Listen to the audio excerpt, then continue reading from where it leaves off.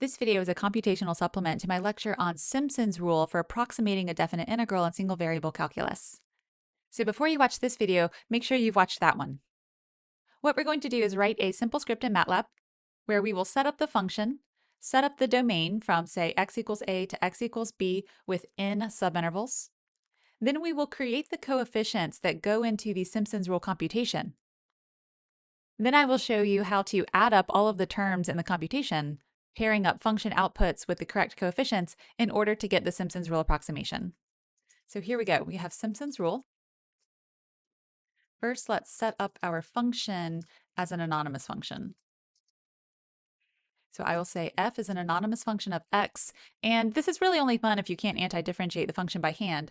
So how about 3 times e to the negative x squared plus log for natural log, 1 plus sine of x squared. Okay. So that's not something that we are going to anti-differentiate by hand. Let's take a look at that. So f plot f from, how about we go from 1 to 5? Okay, so there's our function over the domain from 1 to 5. And as you can see, it has some amount of area under the curve, and we would like to approximate that area. All right, so I'm going to close this, and you're welcome to keep that plot in there, but I'm going to erase it. Now let's set up the domain. If you've already watched the supplement I made for the trapezoid rule, where we write a MATLAB script to compute the trapezoid rule for n subintervals, the domain is essentially the same, but I'm going to set this up differently just to give you some variety. So first I'll say what a is, that's the left side, so we'll say a equals 1, b equals 5. Those you can adjust for different domains.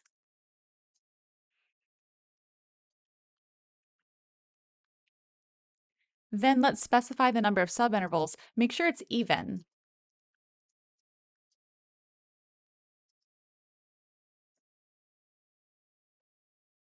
We will set up our dx differently than we did in the trapezoid video. So let's do dx is b minus a divided by n. This is the size between points in the subintervals. And what do I mean by points? Let me just make a note here. I'm talking about the first one is x0, then x1, x2, all the way through the nth one, which is b. In the trapezoid video, I defined domain using a linspace. This time I'm going to use increments, so let's go from a to b with a step size of dx. Let me not suppress that output actually. Let's go ahead and run this and see what the domain looks like. First, make a prediction. I would like to go from 1 to 5 with 4 subintervals. What domain is going to print out is the list of points x0, x1, x2, x3, x4, x5. So what should those values be?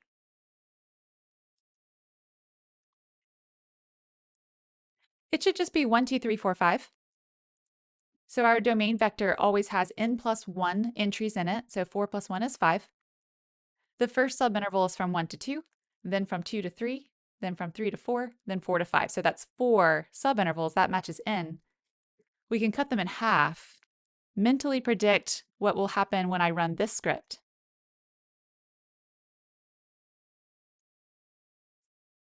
Okay, now let me just slide this up so you can see it. We are going from 1 to 5 with 8 subintervals. So the first one is from 1 to 1.5, second, third, fourth, fifth, sixth, seventh, eighth. The step size in this case is a half. Okay, so our domain vector looks good. We can suppress that output so it doesn't print out in the command window each time. Now let's make those coefficients.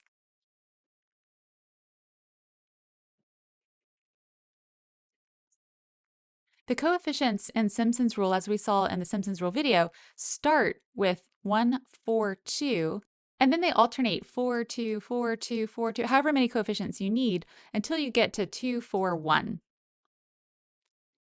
There should be n plus 1 total. So I would like to create a vector consisting of the entries 1, 4, 2, 4, 2, 4, 2, 4, 2, 4, 1, or however many we need. So the vector I create is going to adjust itself for different values of n.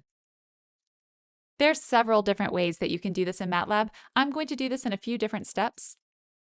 First, I'm going to make a vector of all 2's, which is the correct size.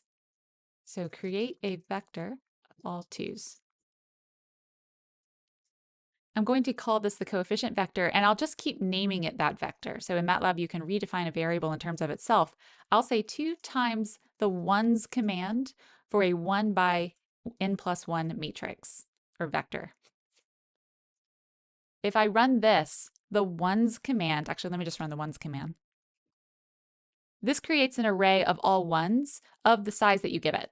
So I said 1 row, n plus 1 columns. That has created a vector with n plus 1 copies of the number 1. Then I'm scaling it by 2. So that for this particular example, I'm looking at a vector with 9 entries, all of which are 2. Now I'm going to index through the even terms in the coefficient vector here and change them all to 4. Because if you look at our coefficients here, the ones that are 4 are the ones which are even. So 2, 4, 6, 8, 10. All right, to do that, I'm going to say go through the coefficient vector that I called coef. Start with the entry 2. We'll change that, then go up by 2. We'll change that as well, and then end when you get to actually the number n. So this 2 colon 2 colon n is going to say go through 2, 4, 6, 8, 10, 12 until you reach the number n itself. Make all of them 4. Okay, let's see what this looks like. So what MATLAB did was switch the 2nd, 4th, 6th, and 8th entries in this vector to the number 4. Okay, let me make a comment here. Switch the even indices, meaning index 2, index 4, index 6, index 8, to 4. At this point, we're almost done. I just need to make the first and last entries the number 1. So I will literally plug those in and say, make those 1. So this is saying, okay, now go to the first entry and the last entry, which is actually n plus 1 itself, and make that the number 1.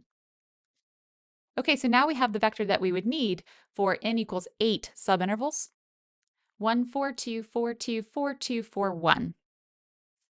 Let's see what happens if I do 12 subintervals. Now you can see it's 1, 4, 2, 4, 2, 4, 2, 4, 2, 4, 2, 4, 1. So this vector will adjust itself to any n you put in. So if you put in 200, it would adjust itself. In fact, looking at this script, the only lines that we need to adjust for future runnings of this are 7, 8, 9, and also 4. So we might change the function, change our domain, change the number of subintervals, and nothing else will change. dx will adjust itself, the domain will adjust itself, and this vector is ready to go for any conditions we give it.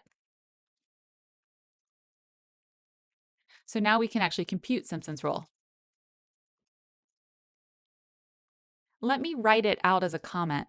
It's going to be dx, or delta x over 3, times, I'm going to use lecture notation here, 1 times f x0, that's really f of a, plus 4 times f of x1, plus 2 times f of x2, plus, so those are the coefficients, 1, 4, 2, and we keep going until we get to 4 times f of x n minus 1 plus 1 times f of xn. Okay, so this is the computation that we need to do in MATLAB. dx over 3 is just a number. We can compute that right away.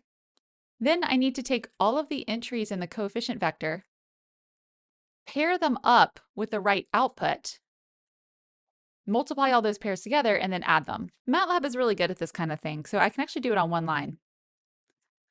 I'm just going to say dx over 3 in parentheses so you understand that's kind of out front, and then we're going to multiply that times this pairing that we have to create. MATLAB will pairwise multiply entries in arrays of the same size with the array multiplication operation.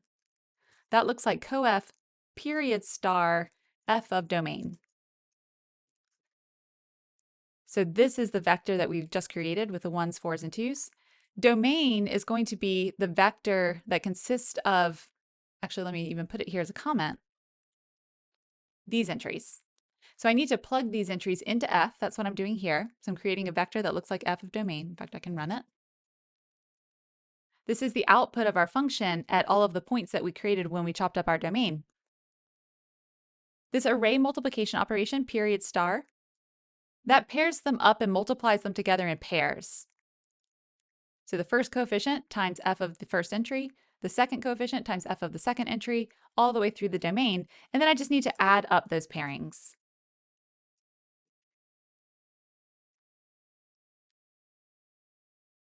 Okay, so the Simpson's rule estimation for this function on this domain with 12 subintervals is about 2.1613. Again, now that we've done most of the work here together, you can adjust this for different functions, different domains, and different numbers of subintervals.